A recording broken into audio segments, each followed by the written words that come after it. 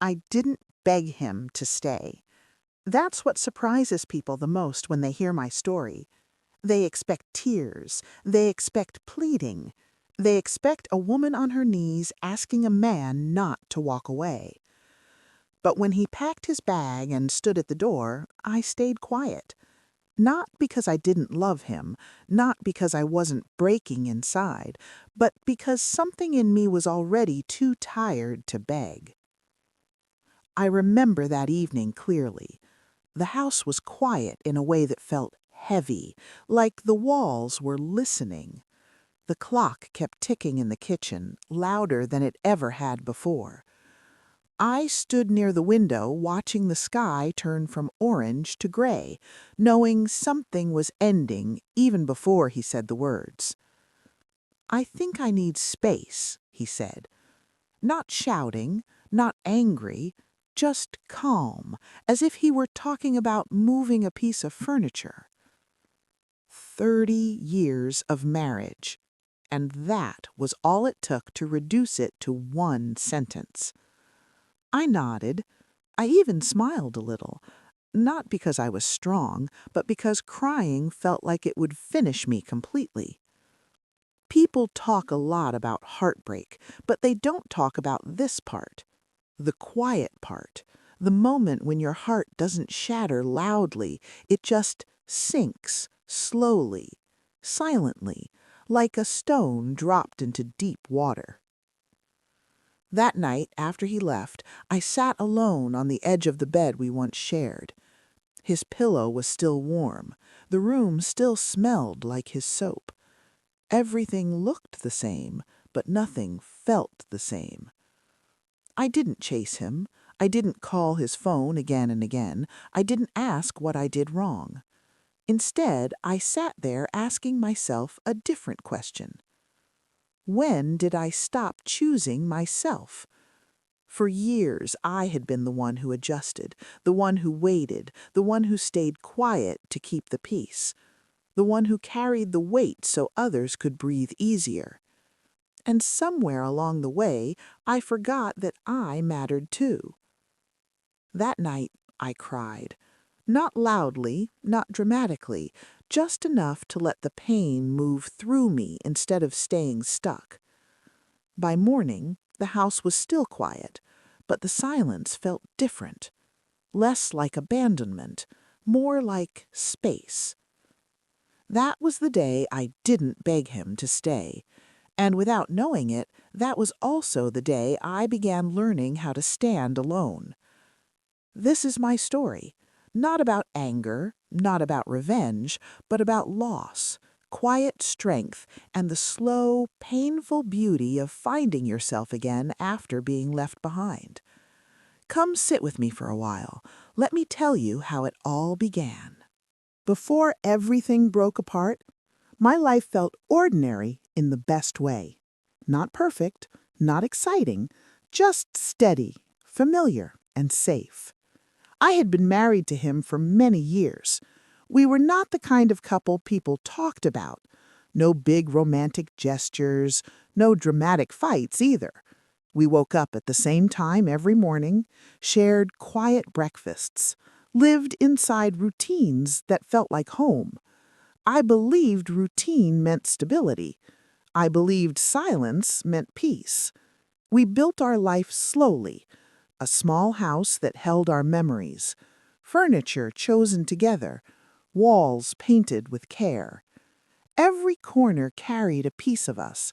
The kitchen where we shared late-night tea, the sofa where we watched old shows without talking much, the bedroom where we slept side by side, believing tomorrow would always look the same. I gave my love in quiet ways, through patience, through understanding, through staying even when things felt heavy. I was never loud about my needs. I thought love meant endurance. I thought loyalty meant staying strong without complaining. When problems came, I handled them quietly. When he pulled away emotionally, I told myself he was tired. When he stopped listening closely, I told myself all marriages go through phases. I kept choosing understanding over questions. People around us thought we were solid. They said things like, "You two are so calm together. You've really figured life out." I smiled when they said that. I wanted to believe it too. But slowly, I started to feel alone, even when he was sitting right next to me. Not abandoned, just unseen. Conversations became short. Eye contact became rare. Affection became practical instead of warm. Still, I stayed, because leaving never crossed my mind, because I believed love was something you protect quietly. Then, life tested me in a way I never expected. My health began to change. At first, it was small things: constant tiredness, pain that didn't make sense. I told myself it was stress. I told myself it would pass, but it didn't. Doctor visits followed, tests, waiting rooms that smelled like disinfectant and fear. The day I heard the diagnosis, my whole world went silent. I remember sitting there, nodding politely, while inside I felt numb. When I told him, he listened. He said the right words. He held my hand. But something was missing. Not anger, not cruelty, just distance. I needed presence more than reassurance. I needed him to stay with me emotionally. Instead, he grew quieter. As treatment started, my body weakened. My energy disappeared. Days felt longer than nights. I learned how fragile strength really is. I thought illness would bring us closer, that it would remind us how much we mattered to each other. But instead, I felt like my struggle made him uncomfortable, like my pain was something he didn't know how to carry. He started staying busy. Work became longer. Evenings became shorter. I told myself not to be needy. I told myself he was doing his best. But deep inside, a quiet fear began to grow. Not fear of sickness, but fear of being left behind emotionally. Still, I didn't beg.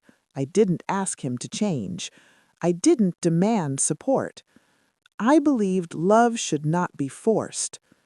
I had no idea that this silence, this emotional distance, was preparing me for the hardest lesson of my life. Spring came quietly that year. The snow melted from the sidewalks, and small green leaves began to return to the trees outside our home. From the window, everything looked hopeful again. But inside me, and inside our marriage, something was slowly falling apart. By this time, the treatments had become a routine, a painful, exhausting routine. Every few weeks, I would sit in that same chair, feel the cold drip in my arm, and wait for my body to react. I knew what was coming: the nausea, the weakness, the days when even lifting a glass of water felt like work. At first, he still tried to be present. He would ask, "How was today?" I would say, "Hard, but I'll be okay." And that was usually the end of it. As the weeks passed, his questions became fewer, his presence became shorter, and his patience grew thinner. He started coming home later than usual. When I asked why, he said work was stressful, deadlines, meetings, pressure. I believed him. I wanted to believe him. There were days when I stayed in bed until noon, listening to the quiet of the house. No footsteps, no voice, just the sound of the clock ticking on the wall. Time moved slowly during those hours, as if it didn't care what I was going through. Sometimes I would try to cook dinner just to feel normal again, but my hands would shake, my body would give up before the food was ready. One evening, I burned the rice. The smell filled the kitchen and the smoke alarm started beeping. He walked in, tired and irritated.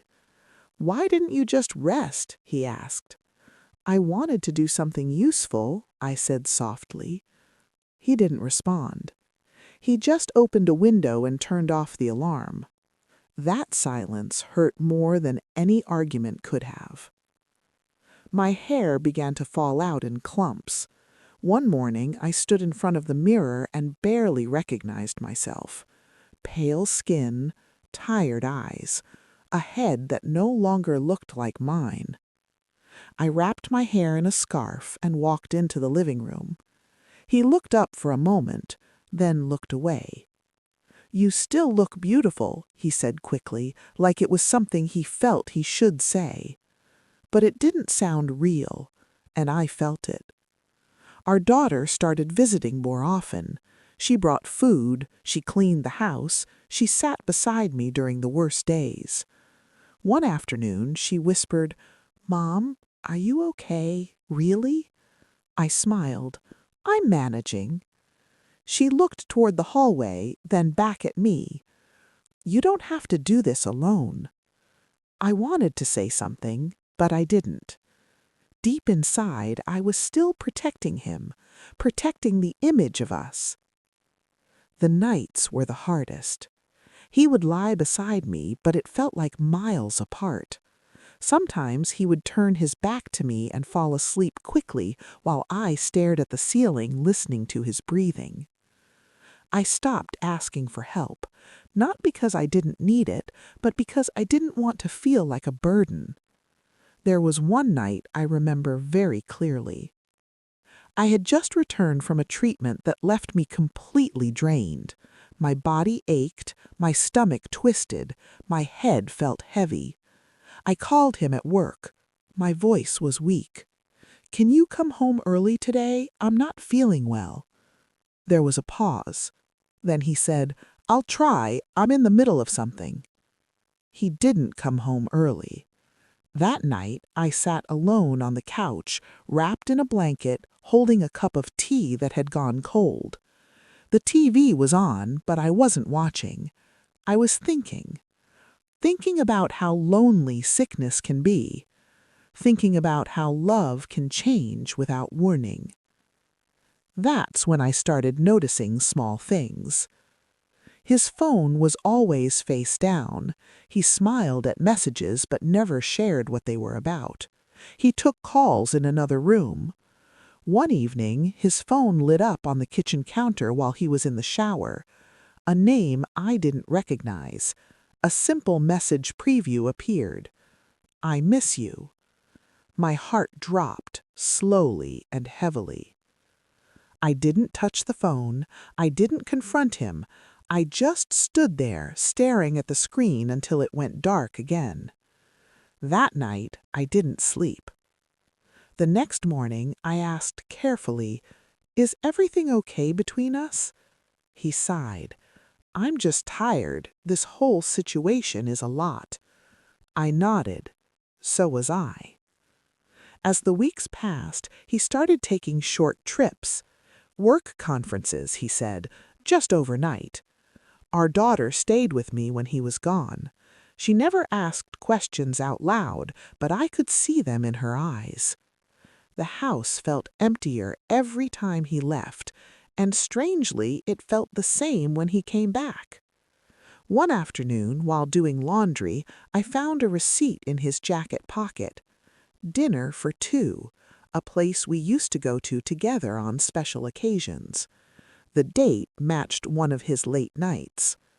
I sat on the edge of the bed for a long time, holding that small piece of paper. It felt heavier than it should have. That evening, when he came home, I didn't raise my voice. I didn't cry. I just said, "We need to talk." He looked at me, and in that moment, I knew. Before he spoke, I already knew. "There's someone else," he said quietly. "It wasn't planned. I couldn't handle everything." I listened. I stayed calm. "You couldn't handle my illness?" I asked. He didn't answer right away. Then he said, Watching you suffer made me feel helpless. Being with her made things feel normal. Normal. That word stayed with me. I didn't beg him to stay. I didn't ask him to choose me. I just felt very tired. Tired in a way that had nothing to do with cancer. That night, as he packed a small bag, the house was silent. No shouting, no drama, just the sound of a zipper closing. When the door shut behind him, I sat alone in the living room, the same room where we laughed, celebrated, and dreamed for decades. I placed my hand over my chest and took a slow breath. That was the moment I realized something important. I was fighting two battles, one inside my body and one inside my heart.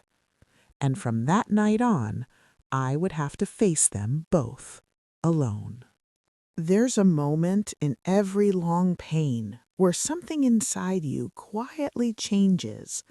Not loudly, not suddenly, just a soft shift, like a door closing without a sound.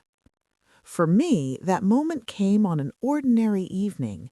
No shouting, no dramatic words, just silence, and a truth I could no longer avoid. By this time, my body was tired in a way I had never known before. Not just the kind of tired that sleep can fix. This was a deep, heavy tiredness that settled into my bones and stayed there. Each treatment took a little more of me. Each recovery gave back a little less. Some mornings I woke up already exhausted. I would sit on the edge of the bed, my feet on the cold floor, and take a few deep breaths before standing. I learned to move slowly, carefully, as if rushing might make everything fall apart. He was still living in the house then, still sleeping in the bed beside me, but most nights it felt like I was alone. He came home late more often now. Sometimes he would say he had meetings. Sometimes he said nothing at all. He would eat quietly, scroll through his phone, and go to sleep without asking how my day had been. At first, I told myself not to be unfair. Everyone handles fear differently. Maybe this was how he survived it. Maybe distance was easier than watching me suffer. But there's a difference between fear and absence. One afternoon, after a particularly long treatment, I sat in the hospital parking lot and cried before driving home. Not loud crying, just silent tears sliding down my face while I held the steering wheel. I realized something in that moment. I had stopped expecting him to be there. That thought scared me more than anything else. At home, I moved through the rooms slowly. The living room where we used to laugh, the kitchen where we once planned trips we never took, the hallway lined with photos of birthdays, holidays, smiling faces from another life. That night, I tried to talk to him. I didn't accuse him. I didn't raise my voice. I just said, "I feel like I'm going through this alone." He sighed. Not in anger, just tired. "I don't know what you want me to do," he said. "I'm doing my best." Those words hurt more than silence, because his best no longer included me. Days passed, then weeks. I learned to manage appointments without him, to take notes on my own, to hold my own hand during procedures. Friends filled in the gaps where they could. My daughter sat with me during long afternoons. My son called more often. Their love carried me, but it also highlighted what was missing. One evening, while folding laundry, I found something I wasn't looking for. A receipt. Dinner for two, a place we used to save for anniversaries. The date matched a night he said he was working late. I sat on the bed holding that small piece of paper for a long time. My heart didn't race, My hands didn't shake. Instead, everything went very still. That's when I knew. Later that night, I asked him calmly, not angrily, not accusing. I just said, "Is there someone else?" He didn't answer right away. He sat down slowly, rubbed his hands together, and stared at the floor. "Yes," he said. That single word felt heavier than anything I had heard during my illness. He talked after that about feeling overwhelmed, about not knowing how to face my pain, about finding comfort somewhere else. I listened quietly. Then I asked one question. While I was fighting for my life? He nodded. There was nothing left to say after that. I didn't beg him to stay. I didn't scream. I didn't ask why I wasn't enough. Something inside me had already decided. I looked at him and said softly, "I need peace to heal, and I can't heal like this." He packed a bag that night. Not everything, just enough. Before he left, he said, "I never meant to hurt you." I believed him, but intentions don't change outcomes. When the door closed behind him, the house felt unbearably quiet. But beneath the sadness, there was something else. Relief. For the first time in months, I didn't have to wonder, didn't have to wait, didn't have to hope. The truth was finally clear. That night, I slept deeper than I had in a long time. The next morning, I woke up alone, but strangely lighter. Healing didn't happen all at once. There were tears, there were days when grief hit harder than the illness ever had. But there was also clarity. I focused on my body, on my recovery, on surviving. I stopped explaining his absence to others. I stopped protecting his image at the cost of my truth. And slowly, quietly, something incredible happened. I began to trust myself again. Not the woman who waited, not the woman who hoped, the woman who stood. I realized that love should not disappear when life gets difficult, that partnership means staying even when it's uncomfortable, especially then. As treatments continued, I walked into the clinic with my head a little higher, not because I was strong, but because I had stopped wasting energy on someone who had already left. One nurse squeezed my hand and said, "You look different today." I smiled and said, "I feel different." That was the turning point. Not when he left, but when I chose myself. The weeks after he left were some of the quietest days of my life. Not loud pain, not drama, just silence. The house felt different without him. Not empty exactly, just still. Every sound stood out. The clock ticking, the hum of the refrigerator, the wind brushing against the windows at night. At first, I thought the silence would break me. But slowly, something unexpected happened. I began to breathe again. I went to my treatments alone sometimes, and other times with my daughter. She held my hand the way I once held hers when she was afraid.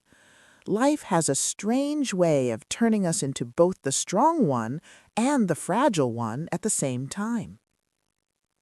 The doctor finally said the words I had been praying for. Your treatment is complete. Not cured, not finished forever, but complete for now. I sat in my car afterward and cried, not because I was scared anymore, but because I had survived something that almost took everything from me. Healing did not come all at once. My body healed slowly, my heart even slower. Some nights I still reached for my phone out of habit. Some mornings I still expected to hear his footsteps in the hallway. But those moments became fewer and quieter. I started doing small things just for myself. Short walks in the morning sunlight, hot tea in the afternoon, opening the windows and letting fresh air fill the rooms that once felt heavy. My hair began to grow back, soft, different, like me. The children visited more often. Laughter returned to the house in pieces, not all at once, but enough. I realized something important during that time. He did not leave because I was weak. He left because he was. Some people cannot sit with pain. Some people cannot stay when love is tested. And that truth hurt, but it also set me free. Months later, he called. His voice sounded smaller than I remembered. He said he was sorry. He said he wished he had been stronger. I listened quietly. Then I said something I never thought I would say. I forgive you. Not because what he did was small, but because carrying anger was heavier than letting it go. Forgiveness did not mean going back. It meant moving forward without chains. I learned how to live alone, but not lonely. I learned how to be strong without becoming hard. I learned that love should not disappear when life becomes difficult. Today, my life is quieter, but it is honest and it is mine.